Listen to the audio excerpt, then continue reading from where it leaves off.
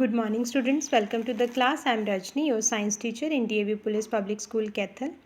Students, these are the various appliances like the toaster, oven, electric kettle. Similarly, these are the other appliances like fridge, table fan, and these are the lot of appliances which we use in our daily life. These are the various appliances which we used in our daily life, such as washing machine, fridge, television, electric kettle, water purifier, electric bell, drill. These are the various appliances. But how these appliances work? So these appliances, they work on electric energy. We have already studied about the different forms of energy like sound, mechanical, magnetic and electric energy also in class 6th.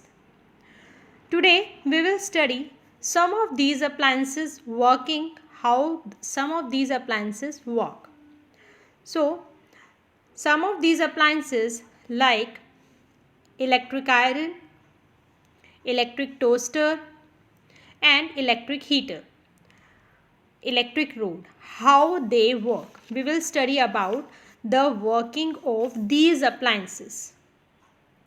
These appliances, they work on the heating effect of electric current. Yes, electric current produce heating effect. How electric current produce heating effect? This is the electric press, how it looks internally. Electric press looks internally like this. Here we have a special type of wire. In electric press, we have a special type of wire which is placed here. I have red color to that wire. This wire, it is of metal that is called nichrome. Nichrome is actual an alloy of nickel and chromium. It is used for making the wire of heating coil. In this wire, that is nichrome wire, there is, when electric current is passed through this wire, it become red hot. It become hot and red in color. And because of this nichrome wire, our electric press or electric iron produce heat by which we can press or iron our cloth.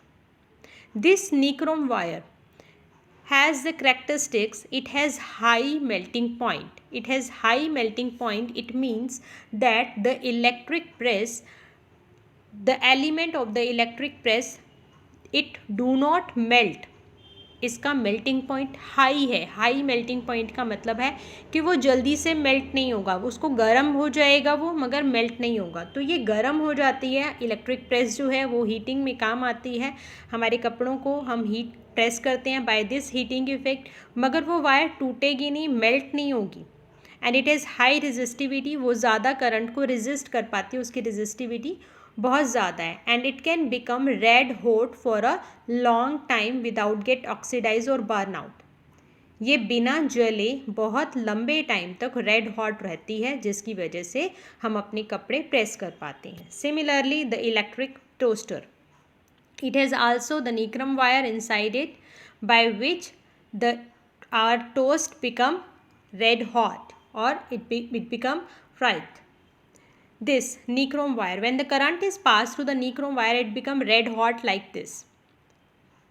ये red hot हो जाती है, गर्म हो जाती है, जिसकी वजह से हमारे ये जो अप्लाइंसेस हैं जिनकी हम बात कर रहे हैं, iron, electric iron, heater and electric rod जो है, ये हीटिंग इफेक्ट देते हैं. और ये हीटिंग इफेक्ट जो है हम अपने वेरियस अप्लाइंसेस में यूज़ करते हैं. तो इनकी एडवांटेजेस हैं. Heating effect of electric current की कुछ एडवांटेजेस हैं. तो ये जो एडवांटेज है कि heating effect of electric current, it is used in electric heater, geyser, electric kettle, electric iron. इनको हम यूज़ कर पाते हैं अपने डिफरेंट अप्लाइंसेस में उनकी वर्किंग के लिए. तो ये एडवांटेज है नीक्रोम वायर का, ये जो हमने निक्रोम वायर अभी देखी है, ये निक्रोम वायर का एडवांटेज है कि इसका हीटिंग इफेक्ट जो है हम अपनी डिफरेंट अप्लाइंसेस में यूज़ कर पाते हैं। ये रेड हॉट हो जाते हैं and they produce heat energy which is used in the practical appliances. Similarly ये देखो, आप देख रहे हो यहाँ पर इस तरह से ये रेड हॉट हो जाती हैं and we use its heat in our appliances. Similarly ये बल्ब है, इलेक्ट्रिक बल्ब। इलेक्ट्रिक बल्ब में टंगस्टन वायर होती है, टंगस्टन की बनी होती है वो। टंगस्टन वायर का भी मेल्टिंग पॉइंट बहुत ज़्यादा होता है, it has high melting point. When the current pass through it, it become white hot. ये वाइट हॉट हो जाता है and glows brightly for long time. It is quite stable and has long life. ये burn out नहीं होता, oxidise नहीं होता, इसका मेल्टिंग पॉइंट बहुत ज़्यादा है। मैंने आपको अभी बताया, मेल्टिंग पॉइंट ज़्यादा होने का मतलब है कि हम इसमें से करंट पास करते हैं जब, तो ये वाइट हॉट हो जाता है मगर मेल्ट नहीं होता। तो इस तरह से heating effect of electric current, यानी इलेक्ट्रिक करंट जब पास करते हैं तो उससे हमारी वायर्स हीट हो जाती हैं, हॉट हो जाती हैं। इस एडवांटेज को हमने यूज़ किया है अपने डिफरेंट अप्लाइंसेस में। बट इसका एक डिसएडवांटेज भी है। जब ये इलेक्ट्रिक करंट पास होता है जनरेटिंग स्टेशन से, तो इसमें कुछ जो हीट है वो करंट जो है वो हीट की फॉर्म में वेस्ट भी हो जाता है, वो एटमॉस्फेयर में रेडिएट हो जाता है। तो unwanted loss of electric energy यहाँ पर इसका एक डिसएडवांटेज है।